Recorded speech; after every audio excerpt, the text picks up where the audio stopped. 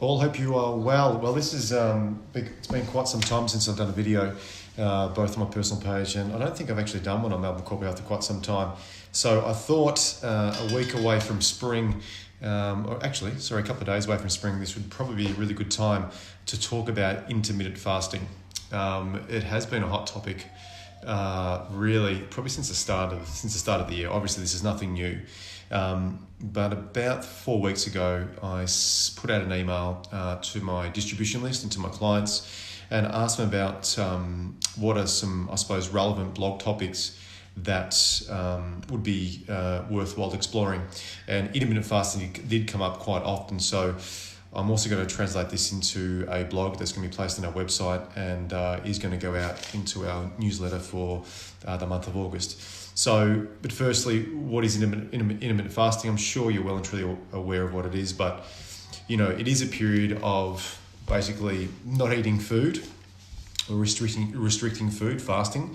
So a period of fasting and not fasting over a set period of time. Yep. The different types of fasting, I think there's, I probably couldn't even keep up to date with the different types of fast. I'll give you my personal opinion because obviously that's something I do. But the different types of fast, you've got the 16-8, which is basically you fast for 16 hours and then ingest your food within 8 hours. You've got the 5-2, so you're fasting 2 days a week. Out of the 7, you've got what's called the Eat, Stop, Eat, where you basically eat for 1 day and then fast for 24 hours.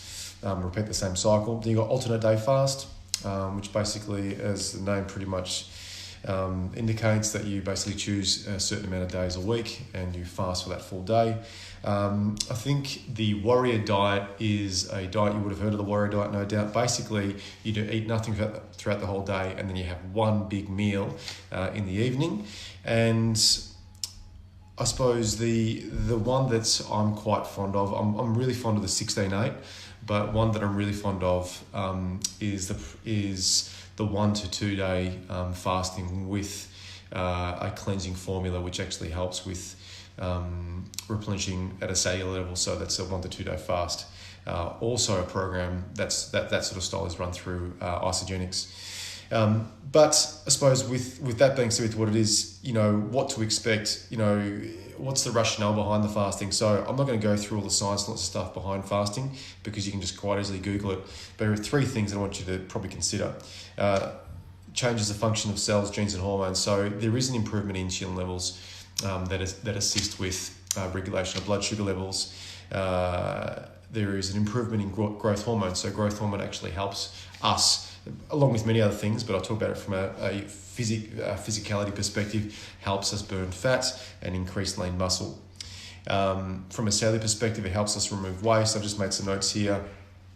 And I also mentioned in regards to gene and cell function, it helps with the length of telomeres. So basically, I think from what I can gather, the telomeres is the protective coating around the ends of our chromosomal DNA. Okay, if we can increase the length of that, it actually slows down the aging process. And there's a lot of research around telomeres and fasting. The second thing to consider is obviously around the loss of weight and belly fat. Because you significantly reduce your calories, you've got a reduction in insulin levels, you have the better ability of being able to regulate your insulin and blood sugar levels. What we see is there's like, even within the first 3 weeks, you can get a shift in body fat reduction or in waist and weight by up to 8 to 10%. That's between 3 and 24 weeks. Obviously, it's a big period, but I'll tell you personally, the results are quite phenomenal in a very short period of time. That's both for weight and for waist and also body fat. I also think to consider with fasting is that there is, instead of just having or being on a calorie restricted diet, when you do fast, you actually do maintain greater levels of lean muscle, which is beneficial. The third thing to consider is obviously, from a fasting perspective, is the benefits to do with oxidative stress and inflammation in the body. Basically, what happens with the fasting is that there is a reduction in what we call free radicals, which basically attack our body and increases the damage to our protein and our DNA. So you get benefits from an oxidative perspective. Now that's, there are other benefits to do with cancer. There are other benefits to do with our brain health, all that sort of stuff. All you need to do is Google it. But I think most importantly, I really want to talk to you about from a more personal level. But before I go into that, in regards to the drawbacks of intermittent fasting, okay, in regards to the drawbacks, there we go. In regards to the drawbacks of intermittent fasting, the dropout is the big thing is about the dropout. There are people that start intermittent fasting and literally just can't handle doing it, okay, because biomechanically, the hand to mouth, also got the emotional connection to food as well. So dropout's one thing to consider. When you go into, hey Siobhan, how are you? Good to see you, love. When you go into the non-fasting days, you've got to watch out for overindulging on the non-fasting days. There is a chemical and there's a biomechanical want and need once you start having food, okay, you want to have more and more and more and more of it. Something to watch out for, okay, is over-ingestion. So you've got to see someone, see your health professional, if there is if there's diabetes, if there's issues to do with heart, if there is to do with cholesterol, all that sort of stuff, anything where you're questioning it, I think you need to go and speak to someone first before doing doing intermittent fasting. In regards to how to fast, okay, as I said, I just shared with you there's many ways in which you can do it. I think for ease, okay, one of the easiest ways to start the intermittent fasting is the 16/8. So all you need to do is Google 16/8. It's pretty straightforward. You basically ingest all your calories within an 8-hour window. So you go 16 hours of fasting. Okay, I think that's a really simple approach. Okay, and obviously the 5-2 is very, very popular. All right, but as I said, you need to do a bit of your own research for that too. My personal opinion. Okay, those who know me know that I fast. I have been fasting for many years. Fasting does work very, very well, but it's got to be connected to a bigger picture. It's got to be connected to your vision. It's got to be connected to what's important to you. If it's just a quick thought, my friend's doing it or some sort of family member's doing it, I can guarantee if you haven't connected to it, to the benefits of fasting directly to you and how that sort of connects to a bigger vision, you're going to find it very hard. You haven't got strong enough reasons why to do it.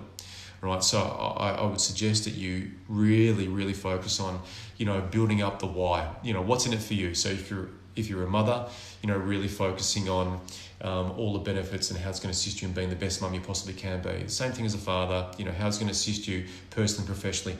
The more reasons why, the easier it is to be able to get through the fasting in and of itself. Here are some of the benefits. You guys may have seen some of the photos. I think about 1.5 years ago, I started posting heaps of photos of my clients that do the intermittent fasting and photos of myself. Very good way to cut weight and cut body fat, as I said, very, very fast. Physically, you will reduce abdominal bloat quickly. Okay, and that's to do with the systemic inflammation of some of the foods that you've been choosing already. Okay, so you will notice you'll notice literally centimeters within a couple of days will reduce, okay? And that's not to do with body fat, okay? That's to do with the systemic inflammation within your body, which is almost sort of correlated to abdominal bloat. So you'll notice abdominal bloat will go down significantly and you will see a very quick shift on the scales, very, very quickly, okay? Very, very quickly. But don't delude yourself that it's not fat, okay? It's not fat. Fat does take a process of time. Mentally, what it does do, obviously I think there is provided you can work through it, you do develop that self-discipline muscle, which I think is fantastic, and that level of self-control. Emotionally, provided you work through a ritual and a process and it then becomes part of a habit, you have a greater ease of emotional regulation, ability to regulate your emotions. Okay, but once again, guys, the drawbacks to consider, okay, adherence. Could this be just another diet that reconfirms that you can't lose weight? Right? Or reconfirms that, just losing weight is hard or eating clean is hard. Be very, very conscious of that. That's why I said go back to your why. The social pressure is something you've got to consider, right? And often the people that are closest to you will make it the hardest for you. So, even with family and friends and stuff, if you are doing a 24-hour fast, which means you're not eating dinner at night time, that can make things very, very difficult. So you've got to have that supportive environment around you. So it's the social pressures there as well, both with family and friends. And thirdly, one of the third drawbacks, this is personally, that I've witnessed with myself and also with clients, is the emotional challenges. Okay, so unfortunately, there is a very strong connection between food and mood. Okay, and food isn't meant to be used as a way to suppress or deal with emotions. But when we go through a process of intermittent fasting, sometimes these types of emotions can rise up, all right, which we could call it stress. And that could be to do with anxiety, fears, doubts, insecurities, lots of stuff. Not saying that it will happen, okay, but it could be a potential drawback. And some people might call it the hangries, okay? Siobhan, you used to know that whenever I was hungry, I used to get extremely angry, okay? But you've got to watch out for the hangries, okay? So next steps are moving forward to the future. What to do? I think do your research. I don't do too much research. It's all pretty much straightforward. Work out. I said consider your lifestyle. All right. So work out what works well for you in this current stage of your life. Okay. You've got to run your ecology. Okay. So you got to consider family, friends, work, even training load. So Gooch, I know you're watching at the moment. I'm assuming, you already incorporating intermittent fasting. But making sure that's the timing's all there in regards to fights and lots of stuff. And I suppose also consider readiness. Connect it back to your vision. Think about the reason why you want to do it. Get a really clear, a well thought through outcome, and then make sure you create a little bit of a time frame. Okay, and then as you decide, if you decide this is something that you really want to do, okay, whichever way you decide I want to do it. Okay, you make sure that you set yourself up for success, and you got to ask yourself, what do I need to do to set myself up for success? And one really simple way to answer that for the future is think about when you succeeded in the past. It could be to do with nutrition, okay, but it also could be to do with any other area in your life where you've done really, really well. So model success of the past, okay, which will assist you into the future.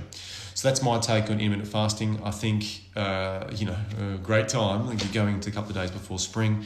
Probably a good time to consider a change, okay? But remember, in regards to habits, guys, it's very hard to form a new habit. Approach one, maybe two at any one time. Beyond that, you might reaffirm, negative past experiences to which we want to move away from, okay? If you find this valuable, I'm going to save this now, and please remember to share. Thanks, Chevron. Thanks, G. I'll speak to you soon. Bye.